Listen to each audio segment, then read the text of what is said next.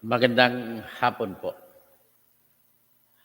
Yung pagtanggal po kay General Nicolas Torre bilang hepe ng PNP chief yung ating pag-uusapan sa ngayon. Ang tanong, let us analyze. Ano ba talaga ang dahilan? Una, bago natin suriin ang dahilan, titingnan muna natin ang plataforma. Una, kapag nakapag-appoint ka na ng tinatawag na PNP chief kung ikaw ang presidente, alam mo yung may general rule, may pangkalahatang batas sa ilalim ng batas na nagsasabi na ang PNP chief na tinalaga mo kung ikaw presidente ay may kaisipan yan na manilbihan siya hanggat siya ay magre-retire. Tanging retirement lamang ang makatanggal sa kanya. At for the first time po ito nangyari na ang PNP chief ay tinanggal na aktibo na hindi pa siya. Tandaan nyo, 1 taon at 9 na buwan pa yung kanyang retirement bago siya tinanggal. At saka pinakaigsi na termino ang nangyari, 3 months, almost 3 months lang ang kanyang pagbanlagi sa pwesto. So ano ang dahilan? Ngayon, una sa batas ay yan ang kalakaran sa batas. Ngayon, ano ba kaya ang dahilan kung bakit kung ikaw, presidente, ay binago mo at you dare change the rules of the game? Although, pangalawa, nasa Pangulo pa rin kasi malabo ang batas ng Philippine National Police Law o yung Republic Act 551 ay malabo sa pagsasabi kung pwede bang kung may kapangyarihan ba yung presidente na magtanggal ng PNP chief pagkatapos niyang maitalaga. Wala pong sinabi, walang say. Kung walang sinabi, babalik tayo ngayon sa mas mataas na batas na general law. Sa general law, doon nakalagay sa Constitution na yung Office of the President ay hepe ng pangkalahatang pagpapatakbo ng ating bansa na ang pagpapatakbo ay nakabase lamang sa pagpapatupad kung anong batas na meron tayo. Kasi po, nung nanumpa ang presidente, I shall faithfully execute all the laws and the Constitution of the Republic of the Philippines. Ganon yan. So, ngayon, kung faithfully may obligasyon ng presidente na ipatupad ang batas. Ngayon, kung tinanggal niya si Torre, wala pong batas na nagsasabi na bawal siya tanggalin ng presidente. So, ngayon, pero may nakalagay na general law na pag nanilbihan siya ay hindi siya dapat pag manilbihan isang hepe ng PNP ay manungkulan siya hanggat sa magre-retire. Gaya nung nakaraan. For the first time pa ito nangyari. Yung isa medyo malapit-lapit dito ay yung natandaan ninyo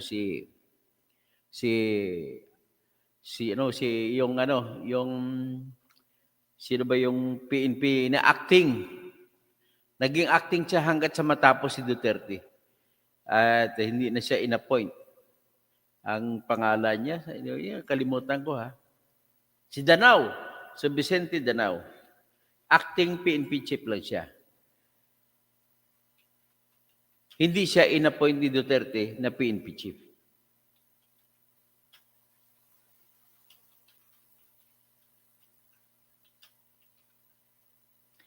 So, ang katayuan na ngayon ni Danao ay nang umalis siya ay hanggang August 1, 2022. So, ibig sabihin, pinaupo pa rin siya ni BBM na acting PNP chief until August 1, 2022 at pinalitan siya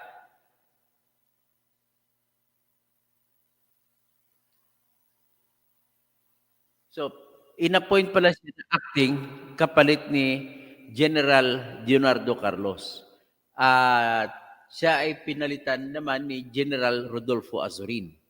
So, yan si Azurin ang kauna-unahang appointee ni BBM as sa PNP chief.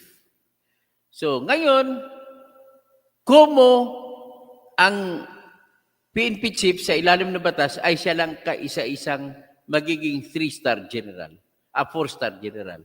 So, kung manungkulan ngayon ang tinalaga na si Nartates ay 3-star lang siya. Hindi siya pwedeng maglagay ng 4 na bituin. Bituin sa kanyang balikat. At yun naman po ay sa ilalim ng batas ng Philippine National Law. So ngayon, ano nangyari? Kaya yun po nung nilagay si Nartates na PNP chief ay pinasumpa siya bilang OIC lamang. So kung pinasumpa siya bilang OIC lamang ay wala siyang karapatan na sasabihin na PNP chief siya. So ngayon, ang mangyayari kung OIC siya, wala siyang tudong kapangyarihan na maglagay na gagawin niya o gaganapin niya ang kapangyarihan ng isang PNP chief. Ibig sabihin po, wala siyang power to appoint na kung sino mga i-appoint na pulis na bagong pulis, i-appoint kasi ang designation ang mangyari sa pagtatalaga niya bawat pwesto ay puro OIC. So, this will be a PNP of OICs. So, halimbawa, maglalagay siya ng the power to appoint, halimbawa, kung provincial director, magre-recommend lang siya, hindi naman siya mag-appoint. Ang magpimimili ay gobernador kung sinong pipiliin niya sa nirekomenda. So, by operation of law, automatic appointed. Pero yung mga sa grupo, sa kanyang halimbawa, number 2, number 3, number 4 niya mga opisyal, at sa mga support units, kasi hindi na-involved yan ng gobernador, ay OIC na lang mangyayari dyan. Yan lang ang pwedeng gagawin ni Nartates. Hindi siya pwede magtalaga. Ngayon, kung titingnan mo ang dahilan na immediately makikita natin na ginawa ng dahilan ay sabi ni, babasahin natin ang dahilan na pinalabas ni President Marcos, copy of the relief of Torre, deterred, as signed by E.S. Bersamin. Basahin natin ang kopya ng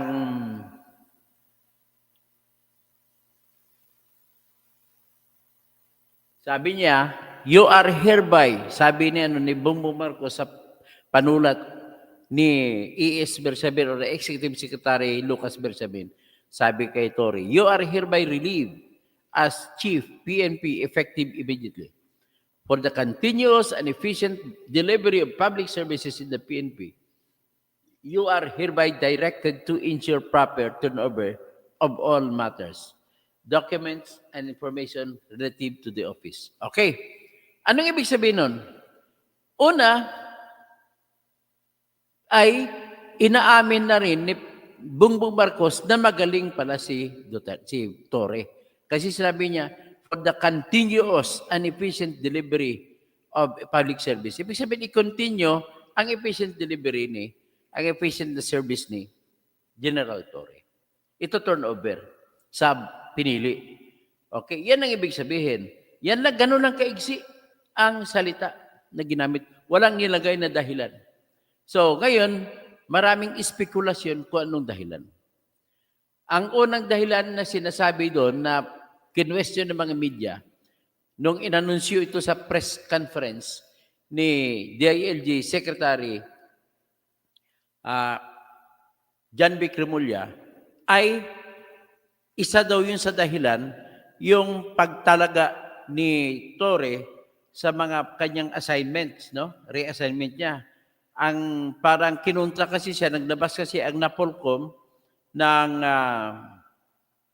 ng order o resolution na nire-revoke ang utos ni Torre sa pag-assign sa kanyang mga subordinates. Ito po, ang ginawa kasi ni Torre, halimbawa si Lieutenant General Jose Melencio Nartates ay ginawa siya, dati siyang Deputy Chief for Administration, so number 2. At dinagay siya ni Torre doon sa anong tawag yun? Assistant ba? APC? APC sa Western Mindanao Commander. Kumbaga lahat ng Western Mindanao ng mga pulis, siya yung hepe. Diyan nilagay siya. Tapos si ano naman, pinalit niya si Lieutenant General Bernard Banach mula sa mula sa APC Western Mindanao, ginawa niyang number 2, no, General Deputy Chief for Administration. So so ngayon, ang ginawa niya kay Major General Robert Alexander Morico ay mula sa APC, ay ginawa niya sa APC Visayas Commander mula sa NCRPO Regional Director. So ang binalasa din ni Torre, si Major General Anthony Abiren ay mula sa CIDG, ginawa niyang NCRPO. Tapos si Major General Abrahano ay ginumura sa APC Officer in Charge sa Visayas, ay ginawa niya CIDG Acting Director. Tapos si Brigadier General Paul Kenneth Lucas ay mula sa Pro 4A Director, ay ginawa niyang NCRPO Deputy Director for Administration. Tapos si Brigadier General Jack Wangke ay mula sa NCRPO, ay ginawa niyang PRO 4A Director. So marami pang iba. Saka si Brigadier General Romeo Macapas,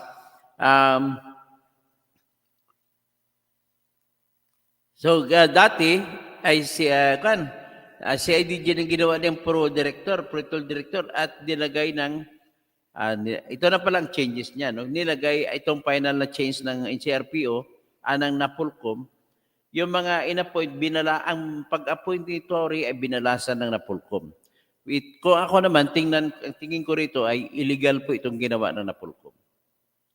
At ang kumpletong kapangyarihan sa pagtatalaga ng kanyang mga tao ay nasa kay Tory dapat yan.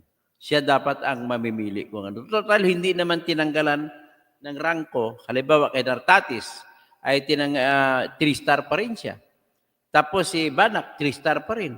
So ibig sabihin, kahit palit-palitin mo yan, ay pwede mong gagawin yan kung ako tanungin mo, at legal yan na pwedeng gagawin ng PNP chief para sa kaisipan na sa tingin niya maipatupad ng maayos ang kanyang trabaho bilang PNP chief. Hindi pwede matatali ang kamay ng PNP chief ng Napolcom. Ang Napolcom, ang trabaho nito ay hindi mag-revoke ng appointment ng PNP chief. Unang-una, ang appointment ng PNP chief o pag-promote sa isang tao ay marirevoke lamang sa pamamagitan ng kung magreklamo na opisyal ang isang tao na ilagay sa isang pwesto. Yan lamang ang tanging susi para mabago na Napolcom ang mga ginawa ng PNP chief. Pero dito, nagpakita ng pangil ang Napolcom sa pamamagitan ng Secretary John Vic Remulla. So, nagpapakita lang ito ng katotohanan na si Remulla, John Vic ang nasusunod. At kung bakit, pwede mo sabihin, tanging Diyos lamang nakakaalam. Diyos na si BBM. Pwede rin tayo sabihin na baka naman kasi napabalita dati, crush daw ni Lisa Araneta Marcos, si John Vic Remulla. Kasi sa totoo lang, gwapo si John Vic Remulla kung panahon pa nung bata pa siya, na yung buhok niya hindi pa puti, yung itim pa. Ayan. Yung siguro, isa yung mga nakakiliti na dahilan. Pero yan ang unang dahilan na sinasabi.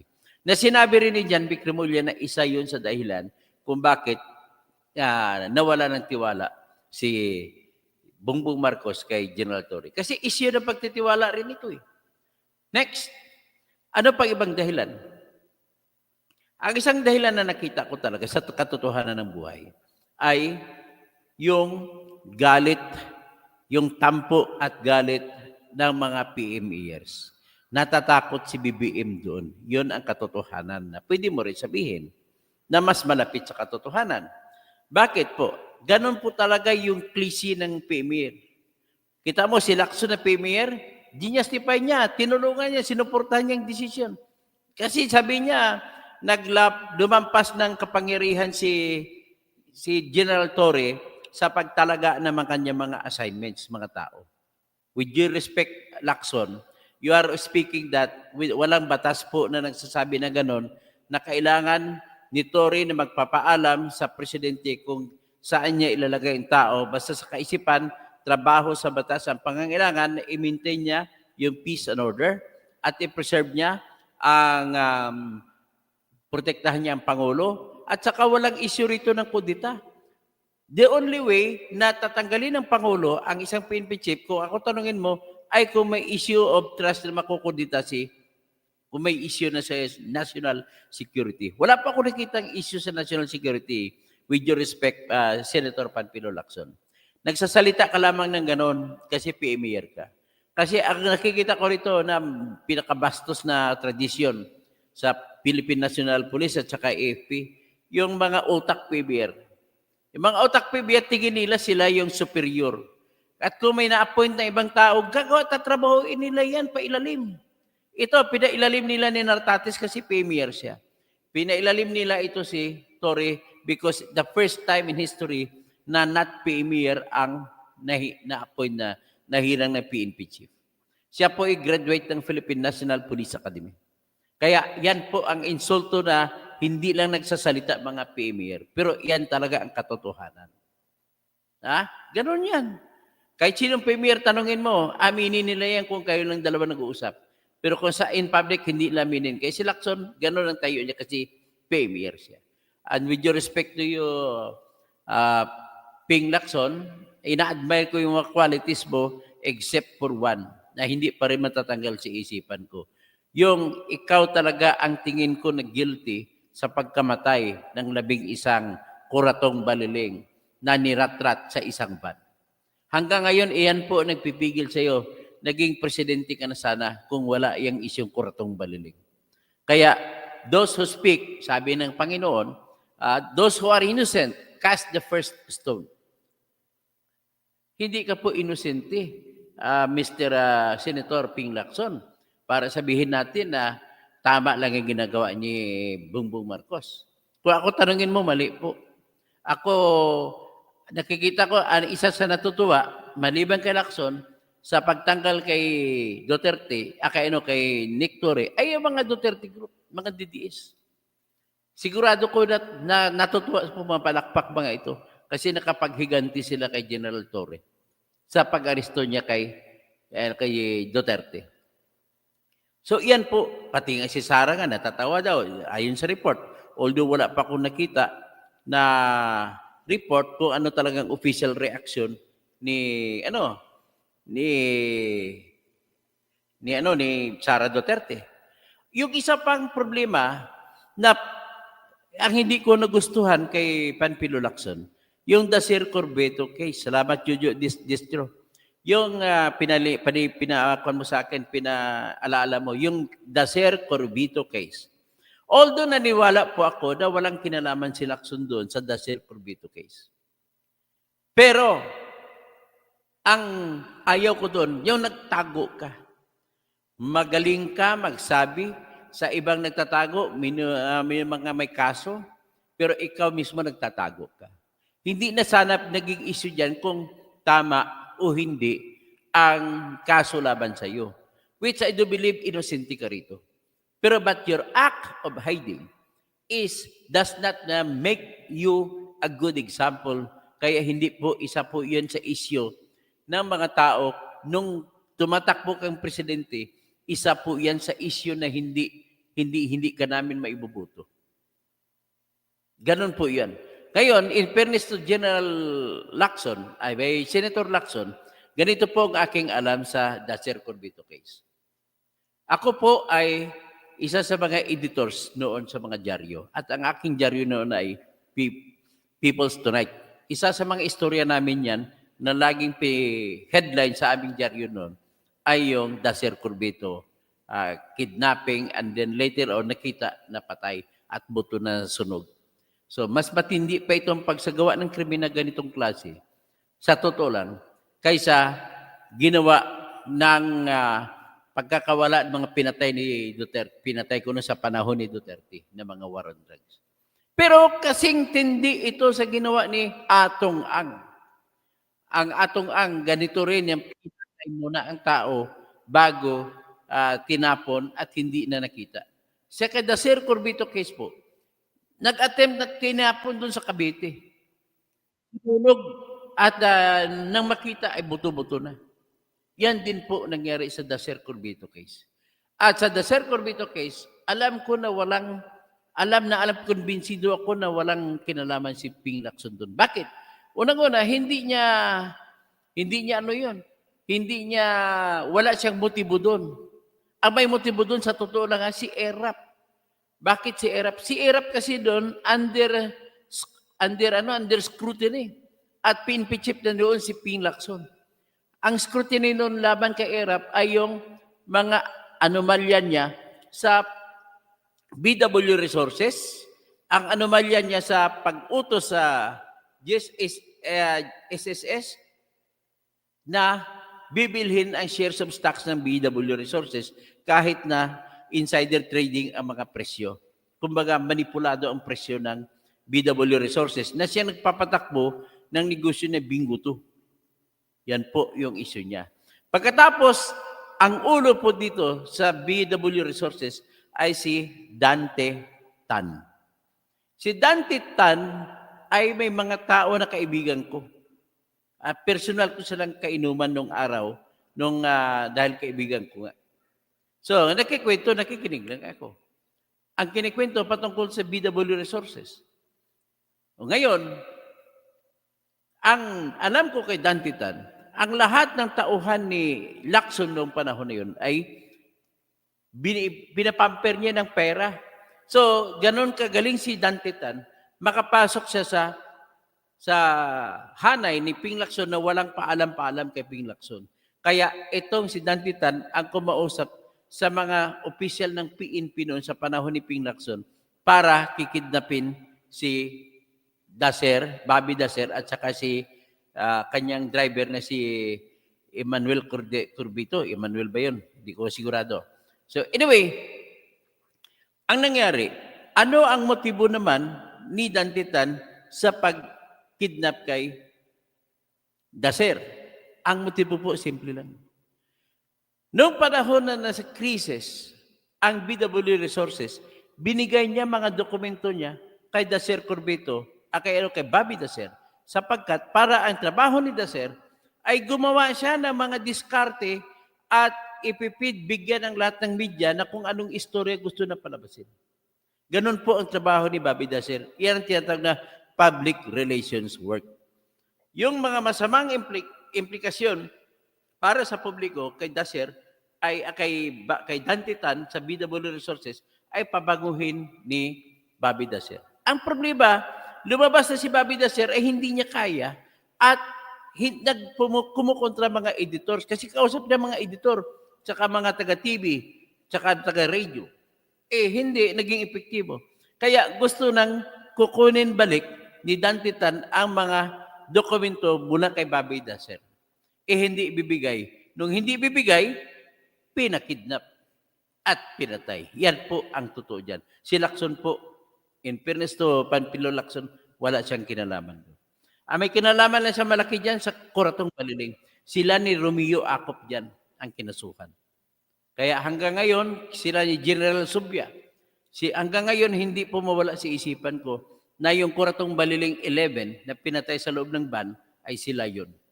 So, yan ang mga isyu niya. So, ngayon, pagdating dito kaya nga, sabi ko, ang click ng PMAers na nag-combine, yan po ang dahilan kung bakit natanggal talaga si Torre sa totoo lang. At dahil dyan, gumalaw ng sikreto ang mga PMAers. Next, nagkataon din naman na yung gusto nila ay pwedeng gamitin ni BBM para pantabon sa issue ng baha. Kasi ang issue ng baha ngayon, grabe na po. Pwedeng matanggal paging presidente si Bongbong Marcos dito kung hindi siya makokontrol itong issue ng flood control na ito na plunder. Lumalabas kasi, mga tauhan niya lahat ang kumikita, mga ghost projects. Although sa ngayon, siya ang nakikredit ko siya na siya nag-umpisa niyan. Pero kung ako tanungin mo, inumpisa ni Bongbong Marcos yan sa kaisipan niya na isasalba niya sarili. Bakit? First of all, siya ang una may kasalanan yan. Anong kasalanan ni BBM sa baha? Kasi siyang pumipirma ng budget. Bakit mo hinayaan? Hindi mo ba alam yun na bakit pinirmahan mo yung mga budget? So just because of that, na-realize niya ganito pala katindi ito. Billion-billion ang pinag-usapan. Kung ang kay Sara ay 125 million lang, ito billion-billion. At diyan ka magtataka kung bakit sumasakay naman itong mga congressmen. Gusto nila sakyan ang kagustuhan naman ni Romualdez na magiging presidente. Si Romualdez naman, kung anong binibagay lang dyan, ay hinuhostage niya si BBM. Kaya gumawa siya ng impeachment na ayaw ni BBM mangyari para pirmahan hindi ibibeto, hindi tatanggalin yung mga budget sa flood control, ayuda, sa AKAP at saka AX, MAIP. Ganun po ang gobyerno natin. Plunder talaga ang ekonomiya natin ngayon. Plunderous. And that is marked by, that is proved by no other. Sa panahon ni Duterte, 12.79 trillion ang utang na binigay. Nung binigay niyang pamahalaan kay Bongbong, 12.79 trillion lamang ang utang. Ngayon, ang utang, for God. Ito, for God's sake. Ito, titingnan niyo, ipakita ko sa inyong utang natin. Ayon sa report mismo ng Bureau of Treasury na opisina na sa ilalim ni Bongbong Marcos. At kung magsinungaling itong opisinang ito, papabor kay Bongbong Marcos. Pero kung ano ibig sabihin, kung anong amount, paniwalaan natin kung anong amount dineklara nitong opisinang ito. Ito po. Ito po yung amount. Nakita ba ninyo? 17.27 trillion ang utang sa ngayon. Hindi pa kasama dyan ang July tsaka August. Ano pa lang yan? Hanggang June lang yan. So kung makikita mo hanggang June, o end of June, 17.27, tinataya ko na pinipredict ko plus 0.6, at the end of the August is magiging 18. Magiging ano na yan, magiging 17.9 trillion ang utang after August. Ganun po katindi ang ginawa. So ngayon, with this full scaling of the investigations into flood control, delikado dito si Bongbong. Pwede siya matanggal kasi lalabas na siya pala ang inutil. Although maraming kawatan, kita mo naman, grabing pagnanakaw. Ha? Magkaroon ka 100 plus million, 90 million, 77 million na mga proyekto. Hindi matatagpuan? Ilang proyekto na nakinukuhan ko? Kagaya nito, ang isa sa gusto kong isa-cite, yung nangyari sa kanyang kakampi na si Gwen Garcia, doon sa bayan ng Liluan, na kung saan taga roon si Gwen Garcia sa Cebu. Ano nangyari? Alam mo, kalain mo naman, 86 million ang proyekto. Walang ilog, gumawa ng ilog para magkaroon ng flood control projects. Grabe. Isa lang sa example na napakarami yan. Napakarumal-dumal. At marami kayong natatagpuan na mga may project, pinresenta na rin ni Ping Lacson. Si Ping Lacson mismo nagpresenta. Maraming mga proyekto na kung tawagin ni BBM ay guni-guni. Makita mo ang kwan? Ibig sabihin po, ginamit na rin ang issue nito na for the first time in history, nangyayari yung tatanggalin ng presidente ang isang nakakaupo na PNP chief. At because of that, nakakagulat ang dating. At kung nakakagulat ang dating, ano mangyari? Epekto sa psychological mindset ng mga Pilipino. Ang mga Pilipino, bababa ang galit doon sa flood control. At yung mga kakampi, kasi sa totoo lang, aminin natin sa hindi, yung analysis ko, kahit kalaban siya ng mga DDS, ay majority pa rin ng Pilipino na kagusto kay General Torre. Yan ang problema dyan. Hindi pa natin masukat kasi wala naman tayong survey. Pero but that effect will come out a month from now. Makikita natin yan. magiging lame duck ito na ngayon. Anong klaseng PNP chip yan? Lame duck. Tapos nilagay ka, OIC lang. Anytime, pwede ka namang tanggalin, nartates. Ganun po. Ang problema sa atin dito, bata-bata system. Hindi na tayo umaasa sa meritocracy na tinatawag. Ang meritocracy dapat, lahat ng tao mo para mag-efficient ka, kung kumpanya mo yan, gusto mo makahire ng mga tao na magagaling. Yan dapat ang ideal sa ating bansa. We don't mind kung sino ang presidente. Basta yung mga nagtatrabaho sa ilalim ng presidente ay mga magagaling.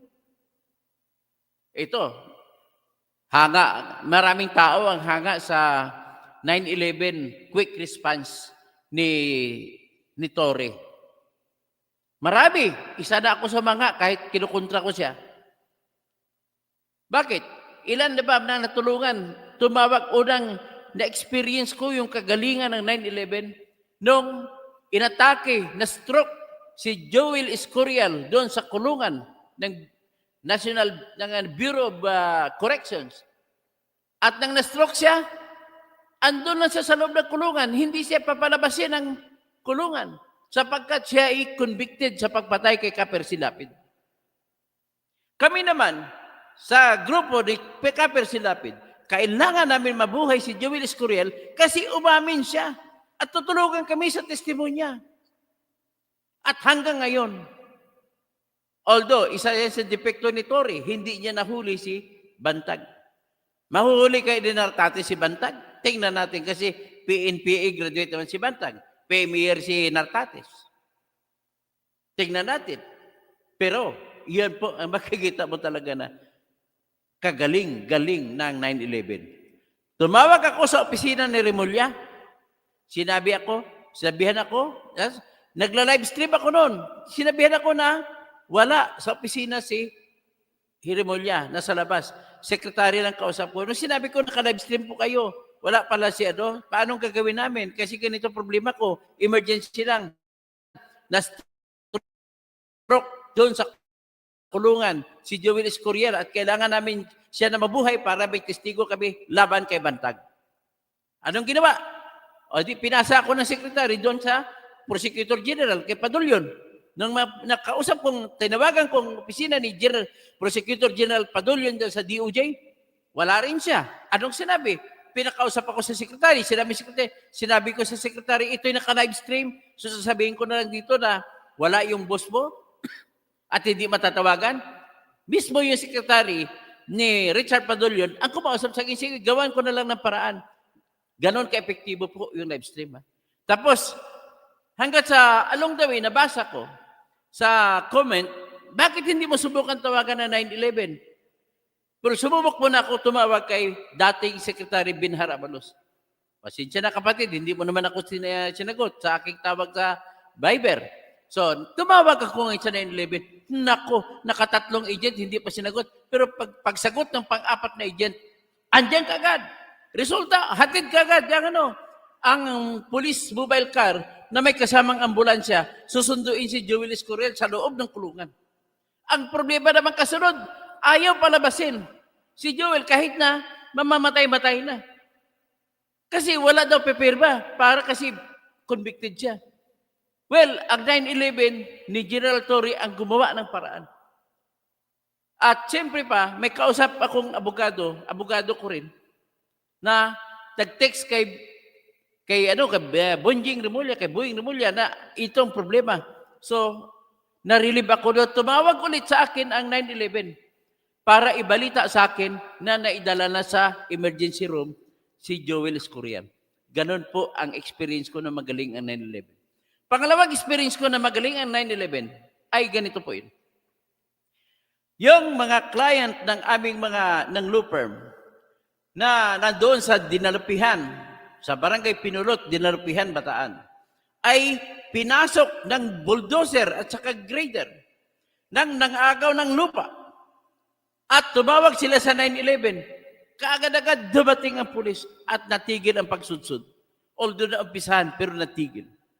Ganon po kagaling ang 9/11 system na 5-minute response. Hindi ko alam kung nakikita ni BBM yan.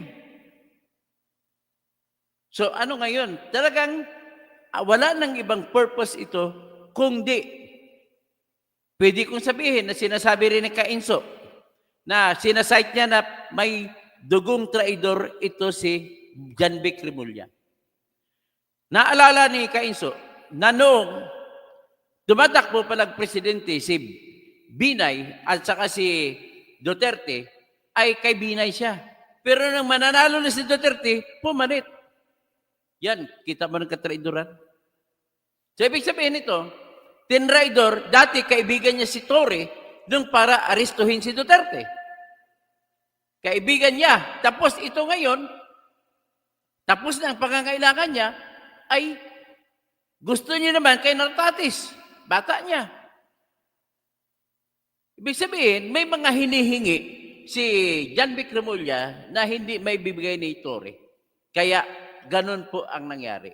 So nagsama-sama itong lahat ng interes at saka natanggal si General Torre. Although lahat ng DDS pumapalakpak sa pagtanggal kay General Torre, pero ako ay nagsusuporta sa kanya kasi maganda naman pinakita niya. As a PNP chief. So far, although marami pa rin problema, pero at least marami pa rin aristo sa mga drugs case at walang patay. Nakikita natin, noong nakaraan, maraming mga pulis ng serbisyo may namatay. Sa pagserbisyo, alang-alang sa utos ng trabaho, sa utos ni PNP Chief Nicolas Torre III. At saka, ang impression ko po kay General Nartatis ay lamya. Siya yung klase na leader na lamya. Hindi niya nagagamit ang kanyang prangko. So, let us see what happens in 1 month's time. At may makita pa ko ibang dahilan na magiging dahilan talaga kung bakit. Ito lang isa nagpapakita na kung anong klaseng leader si BBM. Malamya, wala. Kahit ipapirma sa kanya ng mga plunder, ng mga flood control, pinirmahan niya. Ito, pinapirma sa kanya itong pumayag siya, tanggalin si Torre. Anong klaseng presidente ka? Wala kang political will kung ganon. BBM, wala kang political will. Mahilig ka lang sa umpisa. Ito ngayon, hindi natin alam kung paano.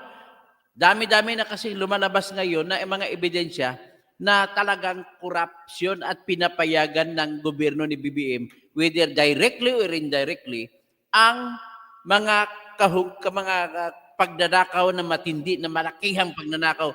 Pinakagarapal na pagnanakaw ito. Mas malaki pa kay na pulis ito. Mas malaki pa naman di hamak. Ang parmali hanggang 14 billion lang.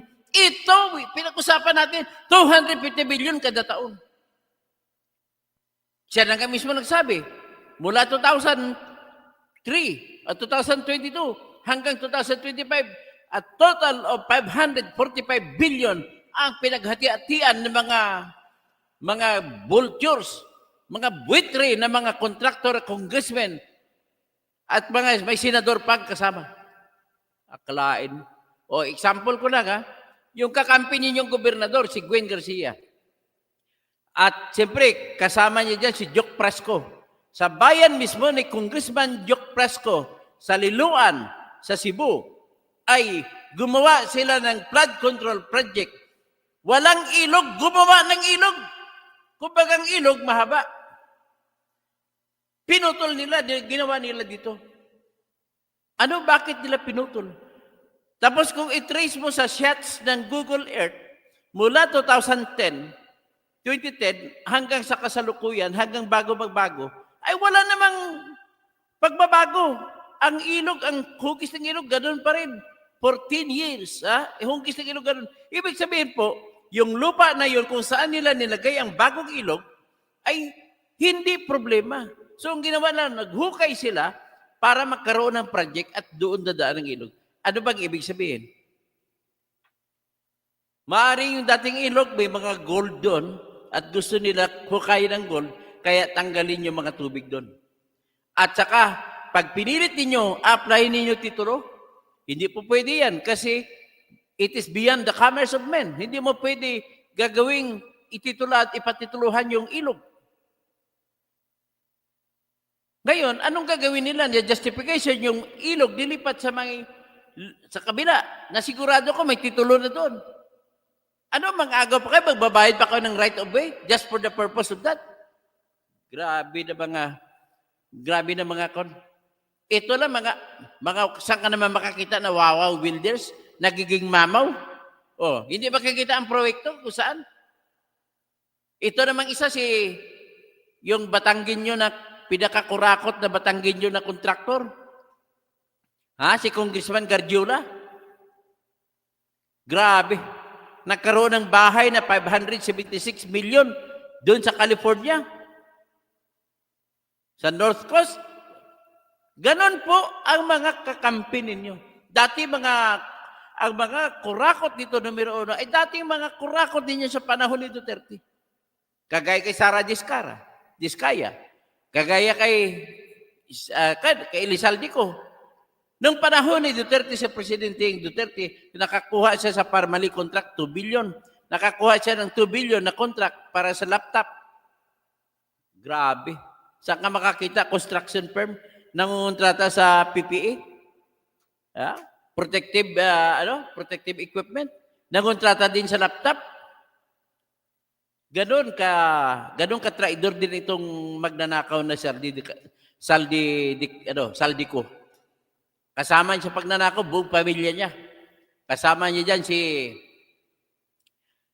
Christopher Quito ko, na kapatid niya, na may-ari naman ng Highton Construction. Na pati Sunwest Construction sa kanya. Na mayroon silang kontrata sa Sorsogon din, kung saan tagaroon si Senate President Chis Escudero. Na kung saan inusisa ko, maraming mga proyekto doon na hanggang hindi mo makikita. Sa Surigao naman, binuksan ko, ipapalabas ko yan. May nakita akong mayroong isang dam project, wala namang ilog. Grabe. Ganun po katindi ang pagnanakaw ngayon sa gobyerno natin. So, yan po, the short of it all is that this sacking or pagsibak kay General Nicolas Torre III ay isang aksyon na pang-mitigate sa flood control. Pang-mitigate ng epekto ng flood control. Grabe. So, magdasal na lang tayo sa Diyos. Kukunin na natin divine intervention. That's the only way for us to survive. At least, yung flood control na malasatanas na pangyayari ay binigyan tayo, sinalba tayo ng Panginoon sa pamamagitan ng pagpapadala ng 3 sunod-sunod na bagyo at nabungkal ang mga kaninang mga dike.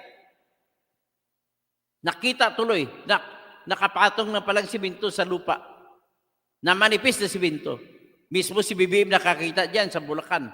Sa Bulacan na napuntahan niya. Marami mas malaki pang danyos na ginawa nila doon sa Oriental Mindoro. At lumalabas, meron din sa Occidental Mindoro. At lumalabas, marami sa lahat ng probinsya na nangyari mga nakawan na matindi. Paano natin gawin? Paano mabawi ang mga yun pong flood control? Alam mo ba, Joyce, ang mga flood control ginamit? Inutang! Kasama yan sa 17.27 trillion na utang. Umutang sila para magkaroon ng project, tsaka ayuda, tsaka akap. Maraming salamat na lang sa Panginoong Diyos. At gano'n na nangyayari, nagbigay siya ng ulan, na sunod na ulan. Hanggang dyan lang muna tayo at saka mag-shoutout na lang ako sa mga pasalamat ako sa mga nanonood. Helen Bagyo, si Wonder Mike, si Rico Dalangin Recoleto, Mayong Udto, watching from Plaridel, Misamis Occidental. Yan. Yung may contractor dyan, na gobernador, si Henry Sevilla Uaminal, HSO Construction. Nakilala kita nung panahon nagpatayo ka ng Laman Housing Project sa Barangay Laman sa Osamis City. Akalain mo, nang agaw ka ng lupa ng mga pribado na may titulado para ibuuin mo tapos gagawin mo project mo. Tapos ang project, ang kontraktor, Alpha and Omega ni Diskaya. Pero siya ang gumagawa. Ibig sabihin, dami lang si Sara Diskaya. Paul 27, sayang. Andrew Guico, watching from Singapore. Danilo, si Rimulya ombudsman. O sigurado, ombudsman na talaga i-appoint si Rimulya. Helen Bagyo, salamat po Helen sa iyong pagtulong, pagsuporta sa ating programa. Merjan Destresa, ang daming issue po, attorney, na yung Pilipinas, kasama diyang issue sa pinaka-kurakot, pinakamayaman na Batanggenyo, na si Edward Gardiola. Ferdinand San Juan, magandang tanghali po. Tapos Silver Bullet, Pastor Rodi Rabi, si Jelly Robles, i-appoint daw si General Torre bilang NBI Director. Nako. Ano pa? Kung ako kay Torre, hindi ko tatanggapin yun. Johnny Lupena, good day, Dr. Toto. Sigurado may ibibigay na special assignment niyang si McCoy Jr. kay Torre. Ang ganda-ganda na ng performance ni Torre, tinanggal mo dyan. Diyan siya epektibo. So, Jimmy, tumpak Sir Toto, panakip na naman yan sa kay BBM, na panakip ni BBM. Gilly Ramirez, si Ajay 1428. Torre, papalit ka NBA Director. Malamang yan po. Manuelito Enerio, I disagree with you, Dr. Toto. His relief was because of his refusal to follow duties. No? Mali din yun ang refusal mo kasi nasa batas po yan si Torre. Pasensya ka naman na Emanuelito Enerio. Sila ang gumagawa ng mali si Torre. Tama po si Torre dyan sa mga assignments niya. OIC temporary po ang pwesto para, OIC lang naman si Nartatis.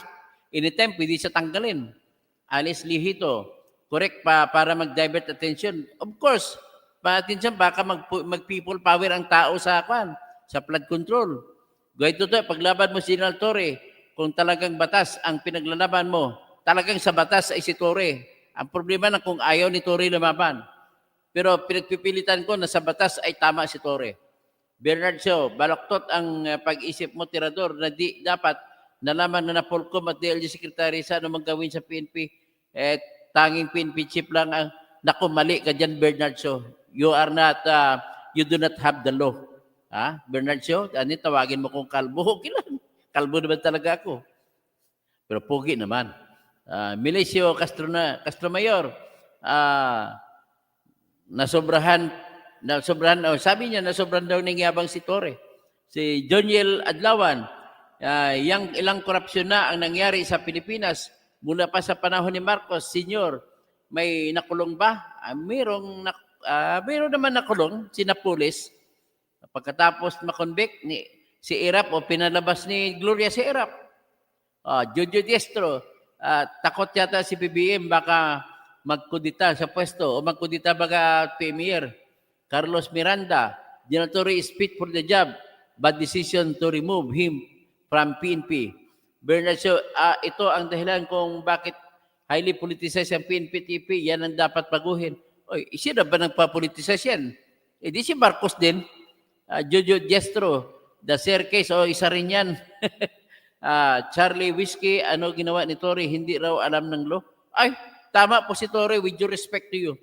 Wonder Mike, may point ka dyan, Dr. Tirador. Kapag PME, kahit na-expelled na yan sa academy, meron pa rin sila unity. Maliban lang kay Trillanes na tinakwil niya ng mista niya. Chan Movie TV, watching from North Korea. Okay, may Pilipino pala sa North Korea. Rizalina Ansiro, hindi dapat si Torre ang sinibak, kundi yung mga politikong sangkot dahil hindi magkakalakas loob ang mga kontraktor. Tama ka. Kung mga maayos lang, hindi magkalakas loob ang kontraktor. Jaime Aguinaldo, very vivid vision, 100% agree, but many are now happy. Victor Manuel, from PNP to NBI Director. Joniel Adlawan, katunayan may order ang korte sa mga Marcos na ibalik ang kaban na bayan ang mahigit 200 billion. I'm not sure if nakaw ba yan o tax na 203 billion po, naka-estate tax po yan. Tapos hindi pa nila binigay. Jojo Diestro, subscriber kami ng People's Tonight noon po, agree. Ay, salamat po Jojo Diestro na alala mo. People's Tonight editor po ako dati. Review Orano, wala ng kaso si Atong Ang. Naku, pati si Atong Ang ata, mukhang nagbayad ito kay John Vic Remulla para matanggal siya kasi si Torre ang nagbigay ng protection kay Dondon Patidungan. So, Cap John, magre-retire na yan o kayo opera ng civilian position pero kahiya kay Torre, hindi po siya ata magre-retire sa tingin ko lang. Kasi kaibigan niya rin si Lisa Araneta Marcos At Charlie Whiskey, kunyata sa hotel sa Ruas Corner. Tapos, Maria Perla Ortiz, sino po pa kayang lakas loob huhuli kay Bato? If dumating na ang warrant of arrest, wala. Di si Nartates, Rizal, hindi ito gobyerno ng galawang mafia. Tapos, Wonder Mike, General Waikoko from PNP to NBI Chief, anonsi, fresh po sa oven ang anti-paralysis analysis. Tapos, Jaime Aguinaldo, di ba all appointments are in the whims of the President being Chief Executive? Ang tinatawag lang dyan is trust and confidence. Pero pag naka-appoint ka na, nawala na yung trust and confidence, maliban lang sa Office of the Secretary. Pero sa Office of the PNP Chief, career po pinag-usapan dyan. Hindi rin pwede maging PNP Chief ang abogado dyan kung hindi siya dating organic na PNP.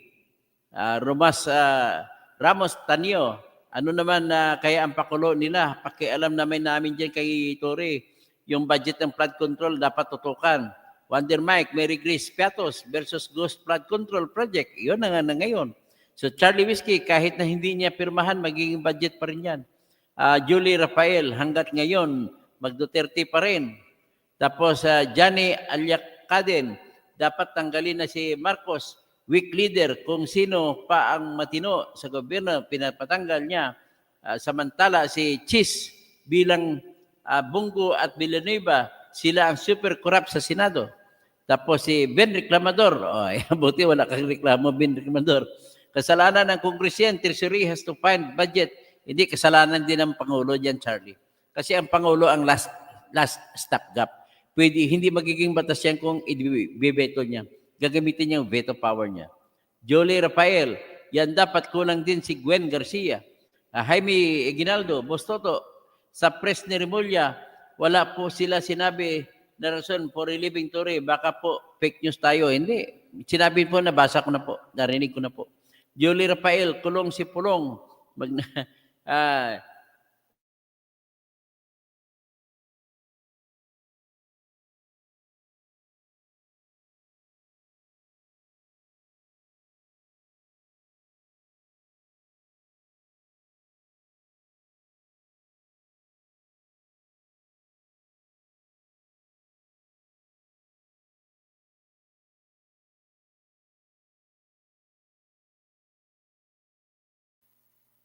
Okay, bumalik tayo na. Wala na ako sa ere. Charlie Whiskey, gumawa ba sila ng bridge dyan? Hindi bridge ang ginawa nila Charlie Whiskey, kundi dike. Gumawa sila ng dike, malaking dike. Tapos silagay na sa bagong ilog na ginawa nila. Rafael Arsiaga, kahit na anong diversion ang gawin ng administrasyon sa mga kaganapan ng malawak na sabuatan ng sindikato. Jose Naig, sana hindi ningas kugon ang investigasyon ni PBBM, baka magbabayad din. Yun ang problema. Wilfredo Macaraig, wag na kayong umasa, Misara ang magiging presidente. Charlie Whiskey, tao ni Duterte si Torre, ano kaya ginawa niyan? Hindi, tao ni Konyan, tao ni BBM. Adasa, Tapiro, fast and pray. Fasting daw tayo. Mike Was, tingin niyo po ba, ang politiko po ba si Torre? Na politika? Sigurado yan. O Sinaig, tama ka Toto, bata-bata system. Ben Almorin, ex-president Noynoy, left only 6 trillion foreign debt. Hindi po 6 trillion. Mas mababa pa po. Mga 5 trillion na po mahigit. Kasi si Duterte, iniwan niyang foreign debt pala siya sabi mo. Ang kabuuan po external at internal. Nung iniwan ni Duterte, kasi foreign debt, hindi rin mag-abot ng 6 trillion. Kasi ang kabuang debt panahon ni Duterte ay 5.79 trillion. Wala pang 6. So panahon ni, tingnan natin, panahon ni Noynoy. 2010 panahon ni Noynoy, ipakita ko sa screen. 4.58. 4.58 ang kinuha niya kay Gloria Macapagal. Noong 2016, tingnan natin kung ilan ang utang ng Pilipinas noong 2016.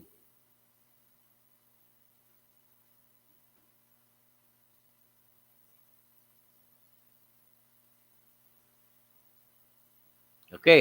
Noong 2016, binigay ni Noynoy kay, hindi, 2016 kay 2010, 2016, binigay niya kay kailan ba naging presidente si Bongbong? 2022. O tama, 2016, ang utang ng Pilipinas ay 5.947. 5.947. Binigay kay binigay kay Duterte. Tapos kay Duterte ay nang binitawan niya naging 12. So naka 6 plus ang utang ni Duterte pinatong. Pero kay Noynoy, iniwan ni Noynoy ay 5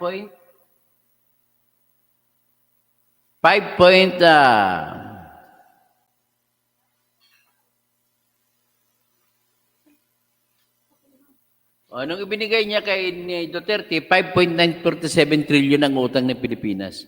Pero nang tinanggap ni Noynoy kay Gloria ang pagiging presidente, ang utang ng Pilipinas ay sa 2010.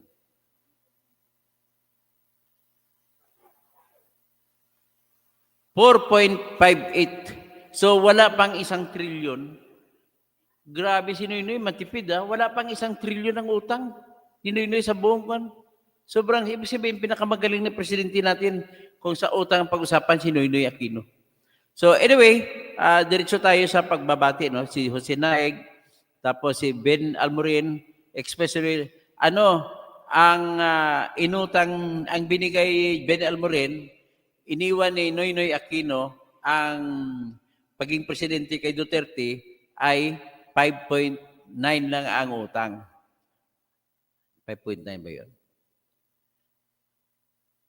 Tapos, kinuha niya kay Gloria 4.582. So, ibig sabihin, ay sobra lang konti ng 1 trilyon ng inutang ni Noynoy Aquino. Tapos, sa kay Duterte naman, almost 7 trilyon. Kay Bongbong naman ngayon, 3 taon pa lang, magpa 5 trilyon na. Politically, si Pastora Raela, so Apen Panganiban, sa NBI pala, punta niya, sabi ni Boss Mike, ganun ba? Rafael Arsiaga, pagkakulang lahat po yan, administrasyon. So, Jaime Aguinaldo, okay lang, legal revamp si Torre, pero legal din naman ang tanggalin. Pero mas epektibo siya sa paging PNP Bili kantuhos, anonsi, World Bank po at IMF ang tunay at totoo na kalagayan ng kalukuhan ng economic sa Pilipinas. Hindi naman siguro. Gregorio Babaran, gusto ko ulitin sigaw ni Alex Iala. Huwag tayo maniwala dyan, Sir Toto. Si Marcos ang sibakin ng pangguhis, manglihis lang siyan, sir, sa flood control. Ben Reclamador, tutuloy din naman daw ang 9/11 kahit wala si General Torre.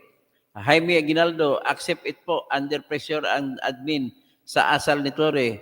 Pabigat po siya sa public opinion, heavy baggage po. Hindi pa heavy, siya nga nagpapaganda sa imahe ni Marcos Sa totoo lang, sa siya ang nagpapaganda sa yung 9/11 niya, ang laki ng tulong.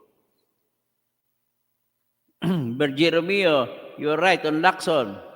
Tapos si Rodolfo Estacio, sacrificial lamb si General Torre, nakapanghinayang. Sabi ni John Cabinbin, panawagan kay Marcos, ilagay si General Torre sa mataas na posisyon at kung pagpilian, si Torre Tremula kay Torre kami. Edgar Nacion, walang pabor-pabor, kapwa ako Ilonggo, si Torre. Edgar Nacion, Dr. Toto, good afternoon po. Rolando Lerma, Rimulya ang dahilan, sumipsip kay Bongbong. So Charlie Whiskey, baka matanggal si Torre kasi pinalabas ang preso without following protocol. Sino bang preso pinalabas? General Reclamador, si Ben Reclamador, weak leader nga eh. Gregorio Babaran, na hawaking Remulla na keep, bongbong, okay?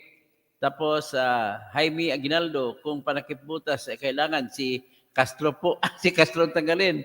Si Severino Herman, Jaime Aguinaldo, Gregorio Babaran, Buna Ubra TV. Advance lang sila mag-isip, sir. Ricky Albay, wag yung negosyo nila. Ginegosyo nila ang balas sa suba, manong tuto. Amo ba? Jaime Aguinaldo, paglipat si Torre, magiging abuse ang sibakan. Jose Arguelles, Sir Toto, baka may magagalit sa mga inaatake ninyo. Ingat Toto kasi. Okay lang po, kung magalit sila, natural lang yan. Ay, hindi naman ako nagsisibak sila kanina sa pwesto. Maraming salamat po at magandang hapon.